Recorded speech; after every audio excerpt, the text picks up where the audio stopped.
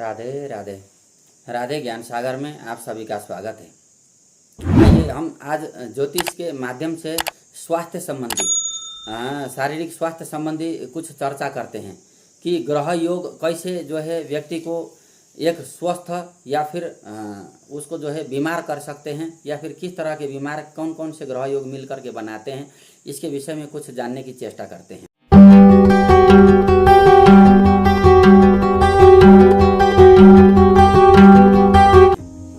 सबसे पहले लेते हैं मंगल और राहु की युति यदि अगर किसी व्यक्ति के जन्म कुंडली में बनी होगी तो ऐसे जातकों के दांत में समस्या होगा।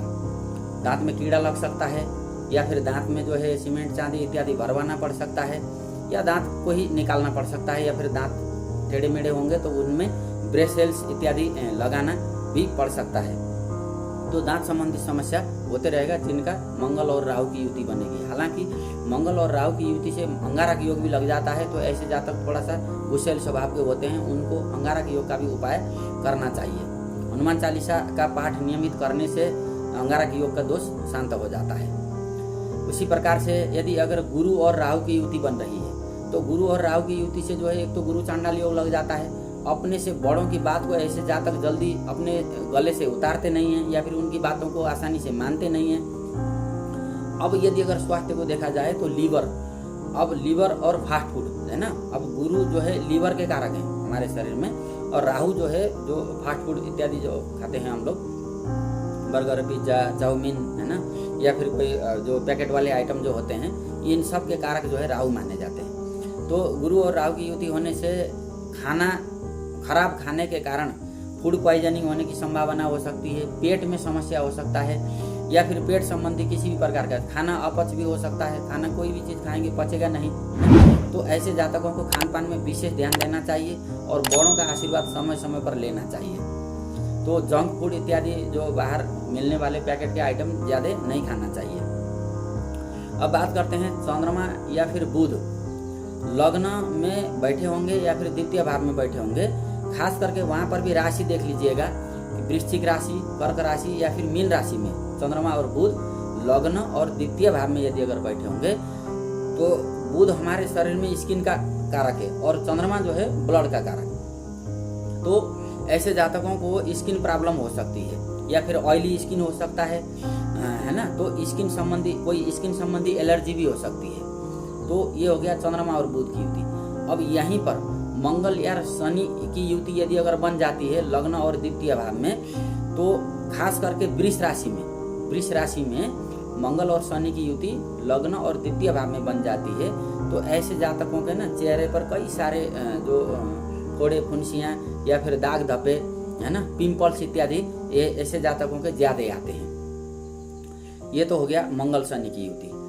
अब बात करते हैं सूर्य के साथ यदि अगर कोई शत्रु ग्रह साथ में बैठे होंगे और खास करके अशुभ भाव में, जैसे कि 6ठे 8वें 12वें भाव में बैठे होंगे, तो ऐसे जातकों को कैल्शियम की कमी होगी, क्योंकि सूर्य हमारे शरीर में हड्डियों के कारक हैं, आत्मा के भी कारक हैं। तो ऐसे जातकों को कैल्शियम की कमी होगी। दूध से बने उत्पादन का सेवन कम करने से कैल्शियम की कमी हो सकती है, और आंखों की रोशनी में भी प्रभावित हो सकते हैं, क्योंकि सूर्य चंद्रमा हमारे जीवन में शरीर में आंखों के कारक हैं। तो चश्मा लगाने की संभावना हो सकता है ना। अब यदि अगर शनि महाराज कुंडली में बलवान स्थिति में होंगे तो बंदा बीमार भी होगा तो वो लंबे समय तक बीमार नहीं रहेगा, लंबी बीमारी नहीं होगी। यदि अगर शनि और केतु की युति बन रही है किसी भी भाव में साथ में, तो सिर के बाल जल्दी गिर जाएंगे है ना, डैंड्रफ की समस्या हो सकती है ना। या फिर शत्रु राशि में होंगे या फिर शत्रु ग्रह के साथ होंगे तो शरीर में बाल अधिक होंगे, कान में भी लंबे लंबे बाल होते हैं, क्योंकि कान जो है ना हमारे केतु के कारक होते हैं। तो शनि केतु साथ में बैठे होंगे तो कान में भी, यहाँ पर भी उनके किन्हीं लोगों के, आप लोगों ने देखा होगा, लंबे लंबे बाल होते हैं। तो ये शनि और केतु का प्रभाव। अब लग्न के मालिक के साथ मंगल या फिर लग्न में ही खास करके, जैसे अब लग्न में भी देखा जाना चाहिए मेष, सिंह है ना, धनु राशि यदि अगर लग्न में है तो ऐसे जातकों के शरीर में जल तत्व की कमी हो सकती है। तो ऐसे जातकों को पानी समय समय पर पीते रहना चाहिए, अधिक पानी पीना चाहिए, और बीपी हाई होने की समस्या भी हो सकती है। अब सूर्य और राहु की युति एक तो सूर्य ग्रहण योग बन गया। तो ऐसे जातकों को सूर्य और राहु की युति खास करके जैसे कि कोलेस्ट्रॉल का कारक। अब ऐसे जातकों का यदि अगर सूर्य हृदय है और राहु कोलेस्ट्रॉल है, तो ऐसे जातकों का जो है ना सूर्य और राहु की युति खास करके यदि अगर चतुर्थ भाव में बन रहा है, तो ऐसे जातकों को निश्चित रूप से हृदय रोग, हार्ट अटैक या फिर बीपी संबंधी समस्या, कोलेस्ट्रॉल हाई होना या फिर है ना बीपी कम होना, है ना, ये समस्याएं देखने को मिल सकती है। तो ऐसे जातकों को भी जिन चीज़ों से हमारे शरीर में रक्त या फिर कोलेस्ट्रॉल संबंधी चीज़ों को बैलेंस करने की चीज़ें हैं, उन्हीं चीज़ों का सेवन करना चाहिए। ज़्यादा अधिक मात्रा में तेल का सेवन, मसालों का इस्तेमाल या फिर कोलेस्ट्रॉल बढ़ाने वाले चीज़ों का सेवन नहीं करना चाहिए।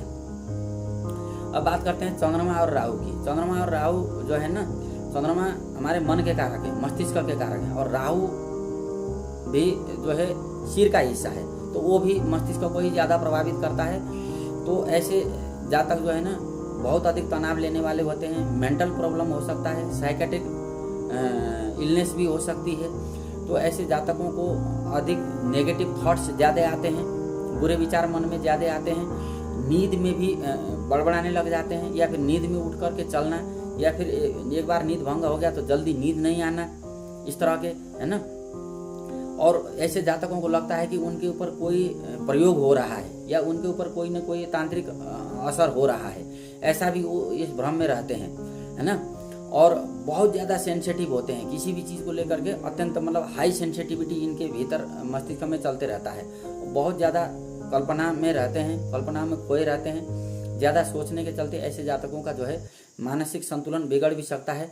तो चंद्र ग्रहण योग के साथ साथ ऐसे जातकों का जो है अपने मानसिक शांति के लिए उपाय करते रहना चाहिए। नियमित शंकर भगवान को जल चढ़ाना चाहिए। नियमित ध्यान करने से चंद्र ग्रहण योग में आराम मिलता है और राहु का पूरा प्रभाव भी शांत हो जाता है।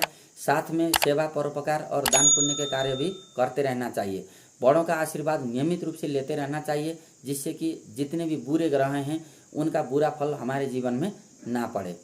तो आज हमने जाना कि जो ग्रहों की युति और उनके कुंडली में बैठे हुए जिन जिन भावों पर उनकी स्थिति होती है, उसके आधार पर स्वास्थ्य को कैसे वो प्रभावित करते हैं, इसके विषय में हमने जाना।